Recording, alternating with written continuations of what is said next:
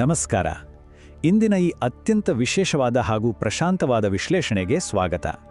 ಇಂದು ನಾವು ಭಗವಾನ್ ಶ್ರೀಕೃಷ್ಣನ ಬೋಧನೆಗಳ ಆಳಕ್ಕೆ ಇಳಿಯಲಿದ್ದೇವೆ.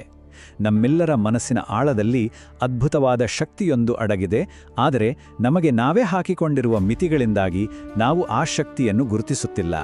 ಹಾಗಾದರೆ ಈ ಆಂತರಿಕ ಜಾಗೃತಿಯನ್ನು ಕಂಡುಕೊಳ್ಳುವುದು ಹೇಗೆ? ಬನ್ನಿ, ನಮ್ಮ ಮನಸ್ಸನ್ನು ಸಂಪೂರ್ಣವಾಗಿ ಪ್ರಶಾಂತಗೊಳಿಸಿಕೊಂಡು ಈ ಸುಂದರವಾದ ಪಯಣವನ್ನು ಶುರು ಮಾಡೋಣ. ಒಮ್ಮೆ ಆಳವಾಗಿ ಯೋಚಿಸಿ, ನಮ್ಮಲ್ಲಿರುವ ದೌರ್ಬಲ್ಯಗಳು, ಕೊರತೆಗಳು ನಿಜಕ್ಕೂ ವಿಧಿಯ ಬರಹವೇ ಅಥವಾ ನಮ್ಮ ಮನಸ್ಸೇ ಸೃಷ್ಟಿಸಿರುವ ದೊಡ್ಡ ಭ್ರಮೆಯೇ? ನಾವು ಜೀವನದಲ್ಲಿ ಏನನ್ನಾದರೂ ಸಾಧಿಸಲು ಸೋತಾಗ ತಕ್ಷಣವೇ ಇದು ನನ್ನ ಹಣೆಬರಹ ಅಂತ ಹೇಳ್ಬಿಡ್ತೇವೆ ಅಲ್ವಾ? ಆದರೆ ವಾಸ್ತವವಾಗಿ ನಮ್ಮನ್ನು ಕಟ್ಟಿಹಾಕುತ್ತಿರುವುದು ವಿಧಿಯೋ ಅಥವಾ ನಮ್ಮ ಸ್ವಂತ ಮನಸ್ಸೋ? ಇದೊಂದು ಬಹಳ ಮುಖ್ಯವಾದ ಪ್ರಶ್ನೆ. ಸರಿ, ಈಗ ತಡ ಮಾಡದೆ ವಿಷಯದೊಳಗೆ ಧುಮುಕೋಣ. ಇಂದಿನ ಈ ಪಯಣದಲ್ಲಿ ನಾವು 4 ಮುಖ್ಯ ಹಂತಗಳನ್ನು ದಾಟಲಿದ್ದೇವೆ. ಮೊದಲನೇದಾಗಿ ದೌರ್ಬಲ್ಯ ಮತ್ತು ಮಾನಸಿಕ ಮಿತಿಗಳು. ಎರಡನೇದು ಜೀವನವೆಂದರೆ ಕೇವಲ ವರ್ತಮಾನ ಎನ್ನುವ ಸತ್ಯ. ಮೂರನೇದಾಗಿ ಜ್ಞಾನದ ಹಾದಿಯಲ್ಲಿ ಎದುರಾಗುವ ಅಡೆತಡೆಗಳು. ಮತ್ತು ಕೊನೆಯದಾಗಿ ಶರಣಾಗತಿಯ ನಿಜವಾದ ಅರ್ಥ. ನಮ್ಮ ಮೊದಲನೇ ಹೆಜ್ಜೆ ದೌರ್ಬಲ್ಯ ಮತ್ತು ಮಾನಸಿಕ ಮಿತಿಗಳು. ನಮ್ಮೊಳಗಿನ ಆಂತರಿಕ ತಡೆಗೋಡೆಯನ್ನು ನಿವಾರಿಸುವುದು ಹೇಗೆ ಅಂತ ಈಗ ನೋಡೋಣ. ಜಗತ್ತಿನಲ್ಲಿ ಯಾರೂ ಪರಿಪೂರ್ಣರಲ್ಲ, ಹೌದಲ್ವಾ? ಪ್ರತಿಯೊಬ್ಬರಿಗೂ ಒಂದಲ್ಲ ಒಂದು ರೀತಿಯ ದೈಹಿಕ ಅಥವಾ ಸಾಂದರ್ಭಿಕ ದೌರ್ಬಲ್ಯ ಇದ್ದೇ ಇರ್ತದೆ. ಒಬ್ಬರು ವೇಗವಾಗಿ ಓಡಲಾರರು, ಮತ್ತೊಬ್ಬರಿಗೆ ಹೆಚ್ಚು ಭಾರ ಎತ್ತಲು ಸಾಧ್ಯವಾಗದಿರ್ಬೋದು. ಇದೊಂದು ಕೇವಲ ನೈಸರ್ಗಿಕ ಮಿತಿ. ಆದರೆ ಅಸಲಿ ಸಮಸ್ಯೆ ಶುರುವಾಗೋದೇ ನಮ್ಮ ಮನಸ್ಸಿನಿಂದ. ನಮ್ಮ ದೈಹಿಕ ದೌರ್ಬಲ್ಯವೇ ನಮ್ಮ ಸಂತೋಷಕ್ಕೆ ಅಡ್ಡಿ.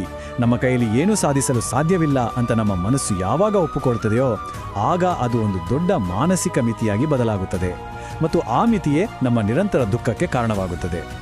ಮಿತಿಗಳನ್ನು ನಿರ್ಮಿಸುವುದು ಮಾನವನ ಮನಸ್ಸು. ಎಂತಹ ಶಕ್ತಿಶಾಲಿ ಮಾತು ಅಲ್ವಾ? ತಮ್ಮ ದೌರ್ಬಲ್ಯಗಳನ್ನು ಜಯಿಸುವವರು ಇತರರಿಗಿಂತ ವಿಭಿನ್ನವಾಗಿರುತ್ತಾರೆ ಎಂದರೆ ಅದಕ್ಕೆ ಕಾರಣ ಅವರು ಮೊದಲು ತಮ್ಮ ಮನಸ್ಸಿನಲ್ಲಿರುವ ಈ ಕಾಲ್ಪನಿಕ ಅಡೆತಡೆಗಳನ್ನು ಸೋಲಿಸಿರುತ್ತಾರೆ. ನಮ್ಮ ಮನಸ್ಸು ಎಳೆದಿರುವ ಆ ಗಡಿಯನ್ನು ನಾವು ದಾಟಿದಾಗ ಮಾತ್ರ ನಮ್ಮ ನಿಜವಾದ ಸಾಮರ್ಥ್ಯ ಹೊರಬರುತ್ತದೆ. ಹಾಗಾದರೆ ಈ ಮಾನಸಿಕ ಅಡೆತಡೆಗಳನ್ನು ಒಡೆದುಹಾಕುವುದು ಹೇಗೆ? ಪರಿಹಾರ ಬಹಳ ಸರಳವಾಗಿದೆ. ಮೊದಲನೇ ಹಂತ ಆ ದೌರ್ಬಲ್ಯದ ವಿರುದ್ಧ ಹೋರಾಡಲು ಬೇಕಾದ ಧೈರ್ಯವನ್ನು ಒಟ್ಟುಗೂಡಿಸುವುದು. ಎರಡನೇ ಹಂತ ಅದನ್ನು ಮೀರಿ ನಿಲ್ಲಲು ನಿರಂತರ ಶ್ರಮ ಹಾಕುವುದು. ಈ ಎರಡೂ ಸೇರಿದಾಗ ಅಂತಿಮವಾಗಿ ನಮ್ಮ ಮಾನಸಿಕ ದೌರ್ಬಲ್ಯ ಸಂಪೂರ್ಣವಾಗಿ ಅಳಿಸಿ ಹೋಗುತ್ತದೆ. ನಮ್ಮೊಳಗಿನ ಆ ಅಂಜಿಕೆಯನ್ನು ಓಡಿಸಲು ಇದೊಂದೇ ನಮಗಿರುವ ಅತ್ಯುತ್ತಮ ಮಾರ್ಗ. ಈಗ ನಮ್ಮ ಎರಡನೇ ಮುಖ್ಯ ವಿಚಾರಕ್ಕೆ ಬರೋಣ. ಜೀವನವೆಂದರೆ ಕೇವಲ ವರ್ತಮಾನ, ಸಮಯದ ಭ್ರಮೆಯಿಂದ ಹೊರಬರುವುದು. ನಾವೆಲ್ಲರೂ ಪ್ರತಿದಿನ ಮಾಡುವ ಒಂದು ದೊಡ್ಡ ತಪ್ಪು ಎಂದರೆ ಭವಿಷ್ಯದ ಬಗ್ಗೆ ವಿಪರೀತ ಆತಂಕ ಪಡುವುದು ಅಥವಾ ಕಳೆದು ಹೋದ ನೆನಪುಗಳ ಬಗ್ಗೆ ಕೊರಗುವುದು. ಇದನ್ನೇ ನಾವು ಭ್ರಮೆಯ ಅಂತ ಕರೆಯೋದು. ನಾವು ಹೀಗೆ ಕಳೆದು ಹೋದ ಕ್ಷಣಗಳಿಗಾಗಿ ಅಳುತ್ತಾ, ಇಲ್ಲವೇ ನಾಳೆಯ ಬಗ್ಗೆ ಬರೀ ಯೋಜನೆಗಳನ್ನು ರೂಪಿಸುತ್ತಾ ನಮ್ಮ ಇಂದಿನ ಅಮೂಲ್ಯ ಸಮಯವನ್ನು ಹಾಳು ಮಾಡುತ್ತಿದ್ದೇವೆ. ಆದರೆ ವಾಸ್ತವ ಏನು ಗೊತ್ತಾ? ಜೀವನ ಇರುವುದು ಕೇವಲ ಈ ಕ್ಷಣದಲ್ಲಿ, ಈ ನಿಖರವಾದ ಕ್ಷಣದಲ್ಲಿ ಮಾತ್ರ. ಈ ವರ್ತಮಾನದ ಅನುಭವವೇ ನಿಜವಾದ ಜೀವನ. ಈ ಸತ್ಯ ಅರ್ಥವಾದರೆ ನಮ್ಮ ಅರ್ಧದಷ್ಟು ಕಷ್ಟಗಳು ಅಲ್ಲಿಗೆ ಮಾಯವಾಗುತ್ತವೆ. ಭವಿಷ್ಯದಲ್ಲಿ ಏನಾಗುತ್ತೆ ಅಂತ ನಾವು ಮೊದಲೇ ನೋಡಲು ಸಾಧ್ಯವಿಲ್ಲ, ಹಾಗೆ ಸಂಪೂರ್ಣವಾಗಿ ನಮ್ಮಿಷ್ಟದಂತೆ ನಿರ್ಮಿಸಲು ಸಾಧ್ಯವಿಲ್ಲ. ಅದನ್ನು ನಾವು ಕೇವಲ ತಾಳ್ಮೆ ಮತ್ತು ಧೈರ್ಯದಿಂದ ಸ್ವಾಗತಿಸಬಹುದಷ್ಟೇ.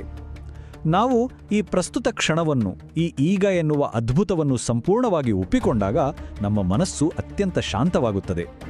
ಮುಂದೆ ಏನಾಗುತ್ತದೆಯೋ ಎನ್ನುವ ಆ ಆತಂಕ ನಮ್ಮಿಂದ ಸಂಪೂರ್ಣವಾಗಿ ಮರೆಯಾಗುತ್ತದೆ. ಬನ್ನಿ, ಈಗ 3ನೇ ಭಾಗದ ಕಡೆಗೆ ಹೆಜ್ಜೆ ಹಾಕೋಣ. ಜ್ಞಾನದ ಹಾದಿಯಲ್ಲಿನ ಅಡೆತಡೆಗಳು, ಅಂದರೆ ನಮ್ಮ ಮನಸ್ಸಿನ ಅಡೆತಡೆಗಳನ್ನು ಗುರುತಿಸುವುದು. ನಾವು ನಿಜವಾದ ಜ್ಞಾನವನ್ನು ಅರಸಿ ಹೊರಟಾಗ ಬೇರೆ ಯಾರೂ ಅಲ್ಲ, ನಮ್ಮ ಸ್ವಂತ ಮನಸ್ಸೇ ನಮಗೆ ದೊಡ್ಡ ಶತ್ರುವಾಗುತ್ತದೆ. ಜ್ಞಾನದ ಹಾದಿಯಲ್ಲಿ ನಮ್ಮನ್ನು ವಿಚಲಿತಗೊಳಿಸುವ ಮುಖ್ಯ ಅಡೆತಡೆಗಳು ಅಂದರೆ ಇತರರ ಯಶಸ್ಸಿನ ಬಗ್ಗೆ ಹುಟ್ಟುವ ಅಸೂಯೆ, ಕಲಿಯುತ್ತಿರುವ ಪಾಠಗಳ ಮೇಲೆಯೇ ಅನುಮಾನ ಪಡುವುದು, ಮತ್ತು ಗುರುಗಳಿಂದ ಸಿಕ್ಕ ಶಿಸ್ತಿನ ಪಾಠ ಅಥವಾ ಶಿಕ್ಷೆಯಿಂದ ನಮ್ಮೊಳಗೆ ಹುಟ್ಟಿಕೊಳ್ಳುವ ಅಹಂಕಾರ. ಈ ಎಲ್ಲ ನಕಾರಾತ್ಮಕ ಭಾವನೆಗಳು ನಮ್ಮ ಮನಸ್ಸನ್ನು ಮಂಕಾಗಿಸಿ ನಮ್ಮ ಗ್ರಹಣ ಸಾಮರ್ಥ್ಯವನ್ನೇ ಕಸಿದುಕೊಳ್ಳುತ್ತವೆ. ಇದು ಅಕ್ಷರಶಃ ಮನಸ್ಸಿನ ಬಲೆಗರು. ಹಾಗಾದರೆ ಈ ಮನಸ್ಸಿನ ಬಲೆಗಳಿಂದ ತಪ್ಪಿಸಿಕೊಳ್ಳಲು ಇರುವ ಪರಿಹಾರವಾದರೂ ಏನು? ಒಂದು ಕ್ಷಣ ವಿರಾಮ ತೆಗೆದುಕೊಂಡು ಒಂದು ಆಳವಾದ ಪ್ರಶ್ನೆಯನ್ನು ಕೇಳಿಕೊಳ್ಳೋಣ. ಶರಣಾಗತಿಯ ನಿಜವಾದ ಅರ್ಥವೇನು? ಶರಣಾಗತಿ ಎಂದರೆ ನಾವು ಸೋತು ಕೈಚೆಲ್ಲುವುದೇ? ಖಂಡಿತ ಅಲ್ಲ. ಹಾಗಾದರೆ ಇದರ ಹಿಂದಿರುವ ಆ ಮಹಾನ್ ಆಧ್ಯಾತ್ಮಿಕ ಸತ್ಯವಾದರೂ ಏನು? ಇದು ನಮ್ಮ 4ನೇ ಮತ್ತು ಅಂತಿಮ ಹಂತ, ಶರಣಾಗತಿಯ ನಿಜವಾದ ಅರ್ಥ. ವಿನಯದ ಮೂಲಕ ನಮ್ಮ ಬುದ್ಧಿವಂತಿಕೆಯನ್ನು ಜಾಗೃತಗೊಳಿಸುವುದು. ಜ್ಞಾನವನ್ನು ಪಡೆಯಲು ಇರುವ ಅಂತಿಮ ಹಾಗೂ ಅತ್ಯಂತ ಶಕ್ತಿಶಾಲಿ ಅಸ್ತ್ರವೆಂದರೆ ಶರಣಾಗತಿ. ನೆನಪಿರಲಿ, ಶರಣಾಗತಿ ಎಂದರೆ ದೌರ್ಬಲ್ಯವಲ್ಲ, ಬದಲಾಗಿ ಇದು ನಮ್ಮೊಳಗಿನ ಅಹಂಕಾರ, ವಿಪರೀತ ಮಹತ್ವಾಕಾಂಕ್ಷೆ ಮತ್ತು ಅಸೂಯೆಯನ್ನು ಬೇರು ಸಹಿತ ಕಿತ್ತು ಹಾಕುವ ಪ್ರಬಲವಾದ ಶಕ್ತಿ. ಇವುಗಳು ನಾಶವಾದಾಗ ಮಾತ್ರ ನಮ್ಮ ಹೃದಯ ಕೊಳದ ನೀರಿನಂತೆ ಶಾಂತವಾಗುತ್ತದೆ. ಹಾಗೆ ಸಂಪೂರ್ಣವಾಗಿ ಕಲಿಯಲು ಸಿದ್ಧವಾಗಿರುವ, ಏಕಾಗ್ರತೆಯಿಂದ ಕೂಡಿರುವ ಪ್ರಶಾಂತ ಮನಸ್ಸು ಮಾತ್ರ ನಿಜವಾದ ಜ್ಞಾನವನ್ನು ಹೀರಿಕೊಳ್ಳಲು ಸಾಧ್ಯ. ದೇವರ ಈ ಅದ್ಭುತ ಸೃಷ್ಟಿಯಲ್ಲಿ ಜ್ಞಾನಕ್ಕೆ ಯಾವುದೇ ಗಡಿಗಳಿಲ್ಲ, ಯಾವ ಮಿತಿಗಳೂ ಇಲ್ಲ. ಇದಕ್ಕೆ ಒಂದು ಅತ್ಯುತ್ತಮ ಉದಾಹರಣೆ ಎಂದರೆ ಭಗವಾನ್ ದತ್ತಾತ್ರೇಯರು. ಅವರು ಕೇವಲ ಶ್ರೇಷ್ಠ ಋಷಿ ಮುನಿಗಳಿಂದ ಮಾತ್ರವಲ್ಲ, ಬದಲಿಗೆ ಒಂದು ಸಾಮಾನ್ಯ ಹಸು ಮತ್ತು ಶ್ವಾನದಿಂದಲೂ ಜ್ಞಾನವನ್ನು ಪಡೆದರು. ಯಾವಾಗ ಮನುಷ್ಯನ ಅಹಂಕಾರ ದೂರವಾಗುತ್ತದೆಯೋ ಆಗ ಈ ಪ್ರಪಂಚದಲ್ಲಿರುವ ಪ್ರತಿಯೊಂದು ಜೀವಿಯು, ಪ್ರತಿಯೊಂದು ವಸ್ತುವು ನಮಗೆ ಪಾಠ ಕಲಿಸುವ ಗುರುವಾಗುತ್ತದೆ ಎನ್ನುವುದನ್ನು ಇದು ಎಷ್ಟು ಸುಂದರವಾಗಿ ಹೇಳುತ್ತದೆ ಅಲ್ವಾ? ಇಲ್ಲಿ ನಾವು ಬಹಳ ಸೂಕ್ಷ್ಮವಾಗಿ ಅರ್ಥ ಮಾಡಿಕೊಳ್ಳಬೇಕಾದ ಅಂಶವೊಂದಿದೆ. ಗುರುವಿನ ಕೇವಲ ಭೌತಿಕ ಉಪಸ್ಥಿತಿಗಿಂತಲೂ ಆ ಗುರುವಿನ ಬಗ್ಗೆ ಕಲಿಯುವನಿಗಿರುವ ಆಂತರಿಕ ಸಮರ್ಪಣಾ ಭಾವ ಬಹಳ ಮುಖ್ಯ. ನಾವು ಜಗತ್ತಿನ ಅತಿ ಶ್ರೇಷ್ಠ ಗುರುವಿನ ಎದುರು ಕುಳಿತಿದ್ದರೂ ನಮ್ಮಲ್ಲಿ ವಿನಯ ಎನ್ನುವುದು ಇಲ್ಲದಿದ್ದರೆ ಒಂದು ಅಕ್ಷರವೂ ನಮ್ಮ ತಲೆಗೆ ಹೋಗುವುದಿಲ್ಲ. ಜ್ಞಾನ ಪ್ರಾಪ್ತಿಗೆ ನಿಜವಾದ ಕೀಲಿಕೆ ಎಂದರೆ ಕಲಿಯುವನ ಆಂತರಿಕ ಶರಣಾಗತಿಯೇ ಹೊರತು ಬೇರೇನೂ ಅಲ್ಲ.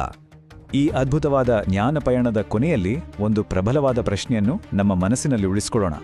ನಮ್ಮ ಅತಿದೊಡ್ಡ ಶಕ್ತಿ ನಮ್ಮದೇ ಆದ ಆ ಶಾಂತ ಮನಸ್ಸಿನೊಳಗೆ ಅಡಗಿದ್ರೆ ನಮ್ಮ ಏಳಿಗೆಗೆ ಅಡ್ಡಿಯಾಗಿರುವ ಯಾವ ಆಂತರಿಕ ಭಯ ಅಥವಾ ಮಿತಿಯನ್ನು ಇಂದು ನಾವು ತ್ಯಜಿಸ್ತೇವೆ? ಈ ಬಗ್ಗೆ ಆಳವಾಗಿ ಯೋಚಿಸಿ. ನಾವು ವರ್ತಮಾನದಲ್ಲಿ ಬದುಕೋಣ, ಅಹಂಕಾರವನ್ನು ದೂರವಿಡೋಣ ಮತ್ತು ನಮ್ಮೊಳಗಿನ ನಿಜವಾದ ಅನಂತ ಶಕ್ತಿಯನ್ನು ಕಂಡುಕೊಳ್ಳೋಣ. ಈ ಜ್ಞಾನದ ಬೆಳಕು ನಮ್ಮೆಲ್ಲರ ದಾರಿಯನ್ನು ಬೆಳಗಲಿ. ಈ ವಿಶ್ಲೇಷಣೆಯಲ್ಲಿ ನಮ್ಮೊಂದಿಗೆ ಪಾಲ್ಗೊಂಡಿದ್ದಕ್ಕಾಗಿ ತುಂಬು ಹೃದಯದ ಧನ್ಯವಾದಗಳು.